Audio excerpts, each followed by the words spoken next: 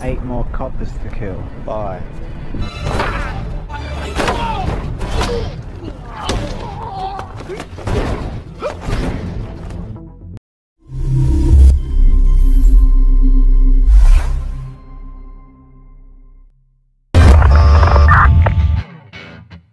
Halo teman-teman, apa kabar? Saya selalu berharap kalian semua baik-baik saja.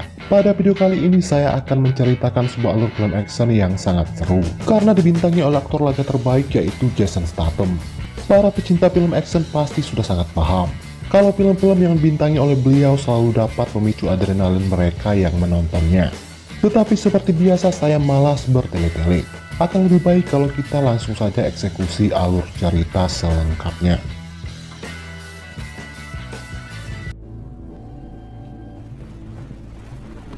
Seorang pria yang baru saja bangun dari tidurnya tak sengaja melihat 3 orang preman berusaha mencuri sebuah mobil yang terparkir di depan rumahnya. Pria ini pun segera keluar dari rumah dan langsung menghajar ketiga pemuda tersebut.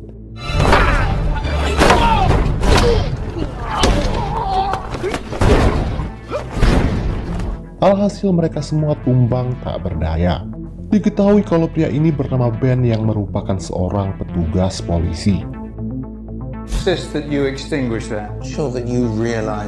Di keesokan harinya, Ben dipanggil oleh atasannya yang bernama Paul berkaitan dengan laporan seorang warga atas aksi Ben memukul 3 orang pemuda tadi malam. Ternyata ini bukanlah pertama kalinya Ben main hakim sendiri dengan menghajar para penjahat di TKP sebelum dibawa ke kantor polisi. Tindakan seperti ini jelas sangat bertentangan dengan prinsip kepolisian yang dilarang main hakim sendiri. Jika ini terjadi lagi, Paul terpaksa akan menonaktifkan Ben dari tugasnya. Ben menganggap para penjahat tersebut pantas diberi sedikit pelajaran untuk memberi efek jerah.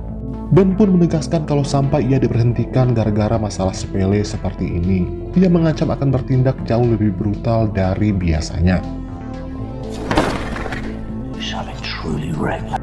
Menanggapi ancaman itu, Paul tampak sedikit ketakutan. Rekan Ben yang bernama Elizabeth mendatanginya untuk meminta saran apakah sebaiknya ia bertemu psikiater. Elizabeth merasa psikisnya sedikit terganggu dampak dari tugasnya sebelum ini, yang mengharuskan ia menyamar menjadi seorang pecandu untuk meringkus bandar obat terlarang. Ben mengatakan tugas seperti ini memang sulit untuk yang baru pertama kali, tetapi lama-kelamaan Elizabeth pasti akan terbiasa. Di sore harinya, Ben mendatangi upacara pemakaman istri rekan baiknya yang bernama Robert.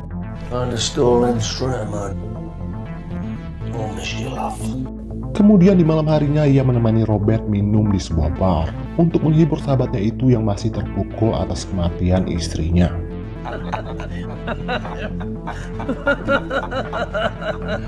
Beralih ke seorang polisi yang bernama William. Saat sedang bertugas, tiba-tiba ia ditembak mati oleh seorang pria bertopeng.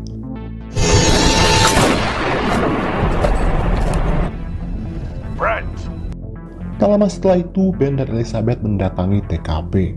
Kemudian Ben menginterogasi seorang saksi yang pertama kali menemukan mayat polisi tersebut. Tetapi Ben tak mendapatkan apa-apa dari kesaksian pria ini.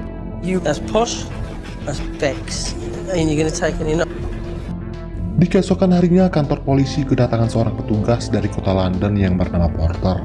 Ia dipindahkan untuk menggantikan Robert yang sedang cuti.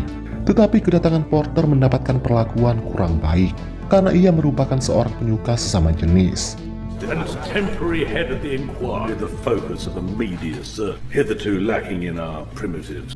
Beralih ke Elizabeth yang didatangi oleh tetangganya yang bernama Jack. Jack panik karena tadi malam ia dan gengnya menghajar seseorang hingga tak sadarkan diri. Ia khawatir akan masuk penjara jika orang tersebut mati. Elizabeth berjanji akan membantunya, asalkan Jack berhenti bergaul dengan geng berandalan tersebut. Okay. Either quit that gang or you quit coming round here. Yes, ma'am. Di keesokan harinya, Elizabeth mendatangi Ben untuk meminta saran terkait kasusnya. Ben menyarankan sebaiknya Elizabeth meminta bantuan seorang detektif agar kasus ini cepat selesai. I need a favor. Someone you're riding is a DI. Sementara di kantor media berita, seorang wartawan mendapat panggilan dari nomor tak dikenal. Orang ini mengaku kalau ialah yang telah membunuh polisi tempo hari. Ia mengatakan bahwa akan ada 8 pembunuhan lagi, dan semua korbannya adalah polisi. Di waktu yang sama, ia menembak seorang polisi hingga tewas di tempat. 8 more coppers to kill. Bye. Pria berjiwa psikopat narsis ini bernama Barry. Diketahui kalau ia sangat anti dengan aparat penegak hukum, terutama polisi. Berita kematian polisi secara beruntun belakangan ini tentu membuat masyarakat semakin panik, terutama dari organisasi kepolisian. Mereka mulai gencar mengusut kasus ini sampai tuntas. Well, that's what it is. No accident. Who knows where? We've got no footage of the killing of the second officer. Kemudian Ben menemui seorang tunawisma bernama Regnor yang selama ini menjadi informan polisi. Tetapi Regnor malah memanfaatkan kasus ini untuk meminta imbalan yang sangat tinggi. Hal itu membuat Ben murka dan inilah yang ia lakukan. Nasty business. Akhirnya Regnor mau bekerja sama. Ia lantas memberi informasi terkait seorang pria yang pernah membakar anjing pelacak milik polisi. Lalu orang itu menguploadnya ke YouTube. Saat ditanya, orang itu malah berkata kalau pembakaran anjing itu hanyalah sebuah latihan saja. Target utama sebenarnya adalah petugas polisi. Dalam mengusut kasus ini, Ben tidak sendiri. Ia ditugaskan dengan Porter yang merupakan seorang detektif berpengalaman di London. You've been a good cop. I meant that. Wanker. Beralih ke Robert yang mendatangi atasannya yang bernama Hank. Hank mengatakan kalau posisi Robert sudah digantikan oleh Porter, dan ia menyarankan agar Robert pensiun saja dan menikmati masa tua. Apalagi sejak istrinya meninggal, Robert menjadi kurang becus dalam mengemban tugas. Tetapi Robert tak terima dipensiunkan secara dini. Ia malah mengancam akan melaporkan perselingkuhan Hank kepada istrinya di rumah. Mendengar hal itu tentu membuat Hank takut, dan ia kembali menugaskan Robert. What are you waiting for? Go solve some crimes. Di keesokan harinya, Porter dan Ben mendatangi kediaman pria yang dimaksud oleh Regnor. Dan ternyata pria itu adalah Barry, si pelaku yang selama ini menghabisi polisi. Barry Wise.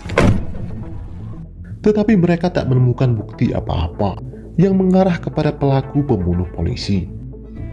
I know you. You're the person. Tetapi Ben baru ingat kalau Barry adalah orang yang pernah ia hajar karena membuat onar di tempat biliar 1 tahun yang lalu. Karena tak menemukan bukti apa-apa, Ben dan Porter terpaksa meninggalkan rumah Barry. Tetapi mereka tetap menaruh curiga dengan gelagat Gary yang mencurigakan.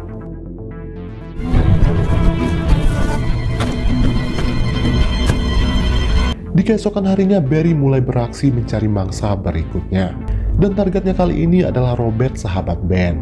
Barry mendatangi rumah Robert dengan menyamar sebagai tukang servis. Ketika Robert membuka pintu, Barry langsung bertindak. Sempat terjadi baku hantam. Tetapi pada akhirnya Barry berhasil menghabisi Robert dengan sebuah palu.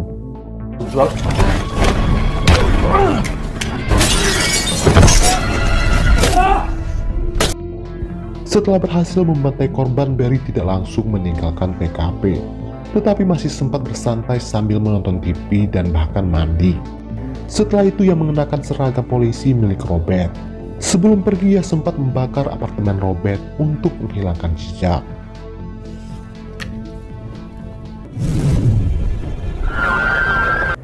Di saat para petugas sedang sibuk memadam kebakaran, Barry malah dengan santai menelpon wartawan dan melapor kalau ialah yang telah membunuh Robert. Di mana kali ini ia membunuh korbannya dengan senjata yang berbeda dari sebelumnya, yaitu sebuah palu. Barry berkata kalau ini adalah pembunuhan ketiganya, dan ia mengenalkan dirinya dengan nama The Bliss atau tukang gempur. It's Blitz. Setelah itu Barry menyimpan barang milik korban yang ia curi ke dalam mobilnya, yang terparkir di sebuah gedung gym. Kematian Robert membuat Ben sangat terpukul, tetapi ia tetap berusaha tenang. Dan ia sudah tidak sabar menemukan pelaku dan membuatnya menyesal seumur hidup. Hammer to kill Roberts and he told us. Yeah, Harold Dunlop. I sent a team. Saat menilik barang bukti yang ditemukan di lokasi kebakaran, Ben menemukan kartu member gym yang bernama Pilok Gym. Yeah, looks like it. Saat itu juga ia menghubungi Regnor dan menyuruhnya untuk mencari info apakah Barry terdaftar sebagai anggota gym tersebut. Saat itu juga Regnor mencari informasi terkait dari dalam tong sampah di depan rumah Barry. Dan setelah cukup lama mencari, akhirnya ia menemukan bon parkir di tempat gym tersebut atas nama Barry. Karena ingin mendapat imbalan lebih, Ragnar malah secara diam-diam mendatangi tempat parkir tersebut. Di sana ia menemukan mobil Barry yang sudah lama terparkir di sana. Di dalam bagasi mobil itu ia menemukan bukti pembunuhan yang dilakukan oleh Barry.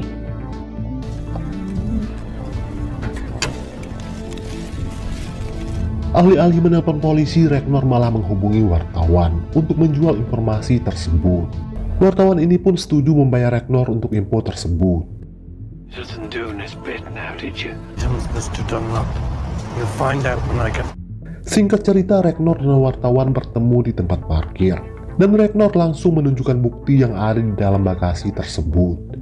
Setelah itu, Ragnar mengajak si wartawan ke sebuah bar untuk melakukan transaksi di sana.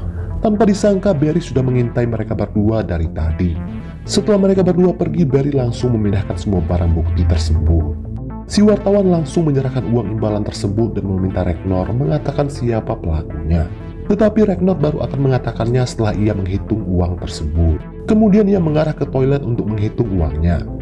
Lalu tiba-tiba Barry muncul dan inilah yang ia lakukan. I told him your name. I told him your name. Akhirnya Ragnar pun almarhum. Setelah itu Barry pergi sembari membawa uang tersebut.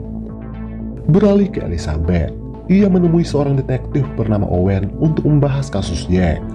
Owen setuju membantu, dan ia mengajak Elizabeth ngopi malam ini untuk membahas kasusnya lebih lanjut. Elizabeth yang memang sudah lama naksir dengan Owen tanpa ragu menyetujui ajakannya. So is there anything you can do? Meet me for a drink tonight. Singkat cerita, di malam harinya Elizabeth dan Owen bertemu di sebuah kafe. Namun ternyata diam-diam Barry mengikuti Elizabeth yang akan ia jadikan sebagai target selanjutnya. WPCs? So? Di tempat lain terlihat Ben sedang menganalisa data diri milik Barry. Dan ternyata Barry sudah sering keluar masuk penjara dari berbagai tindakan kriminal yang ia perbuat. Anehnya, semua polisi yang tewas sebelum ini adalah polisi yang dulu pernah menangkap Barry. Dari sini Ben pun dapat menyimpulkan kalau pembunuhan ini bermotifkan balas dendam. Elizabeth juga termasuk dalam daftar polisi yang pernah menjebloskan Barry ke penjara. Dan bukan tidak mungkin kalau ia juga akan menjadi target selanjutnya. Saat itu juga Ben menugaskan pasukan polisi untuk berjaga di kediaman Elizabeth. I've had a really nice time. Namun saat ingin membuka pintu rumahnya, tiba-tiba Barry muncul dan inilah yang ia lakukan.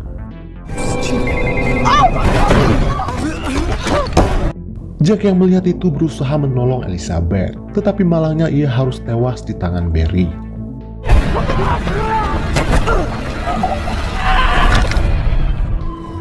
Pada saat yang sama, para polisi tiba di lokasi kejadian. Tetapi Barry sudah berhasil kabur. Sementara kondisi Elizabeth baik-baik saja. Namun ia sedikit terpukul karena Jack harus menjadi korban kebrutalan Barry.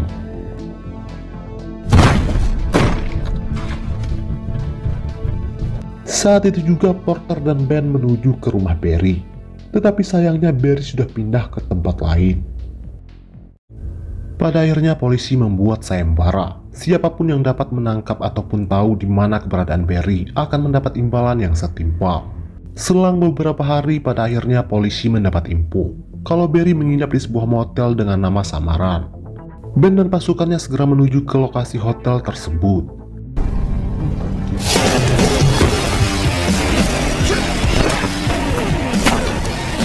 Tetapi Barry lebih dulu kabur lewat jendela, hingga terjadilah aksi kejar-kejaran yang lumayan sengit.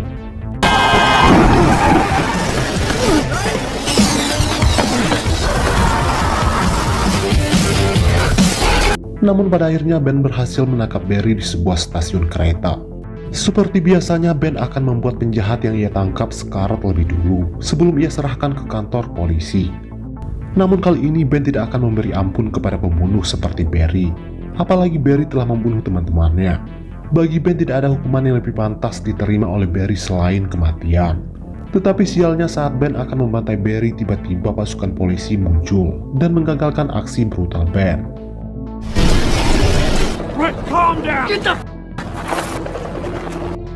Singkat cerita, Barry pun dibawa ke kantor polisi dan mulai diinterogasi.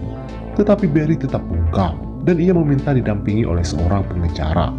Pengacara Barry mengatakan, jika dalam 2 hari belum ada tuntutan, maka polisi wajib melepaskan kliennya. I want to update my Facebook status. And he'd like a different sandwich, he says. Sementara sampai saat ini, polisi belum memiliki bukti yang cukup untuk bisa menuntut Barry ke pengadilan.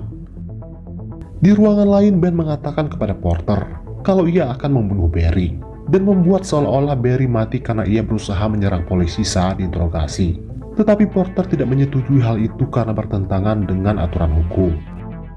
Kemudian Ben menemui Barry dan memintanya untuk mengaku saja, karena di luar sana banyak orang yang berniat ingin membunuhnya. Tetapi Barry hanya menanggapinya dengan senyuman, seakan-akan ia menghina polisi karena berhasil ia kadali dengan mudah. You're nothing. Who gives a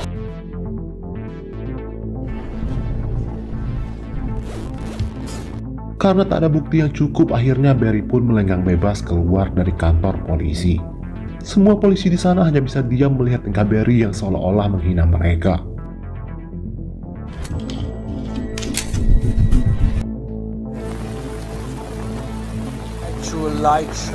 Di keesokan harinya, jenazah Robert pun dimakamkan.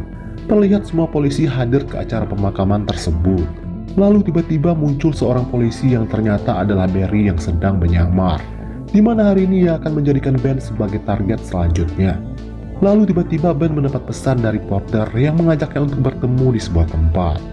Melihat Ben beranjak pergi, Barry pun mengikutinya.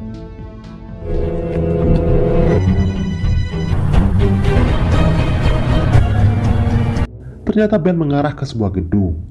Dari arah belakang, Barry terus mengikutinya sampai ke atas gedung. Setibanya di sana, Gary langsung berniat akan menembak Ben. Namun ternyata itu bukanlah Ben melainkan Porter. Lalu tiba-tiba Ben muncul dan menghajar Barry dengan sebuah linggis.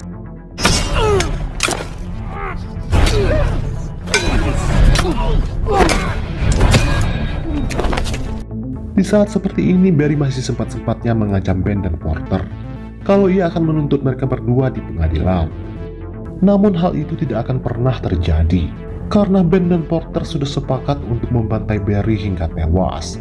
Alhasil Barry pun koid di tempat dengan cara yang mengenaskan. Lalu film pun selesai. one's gonna remain unsolved. Baiklah teman-teman, sampai di sini dulu video saya hari ini. Semoga kalian terhibur dan sampai jumpa lagi di video berikutnya.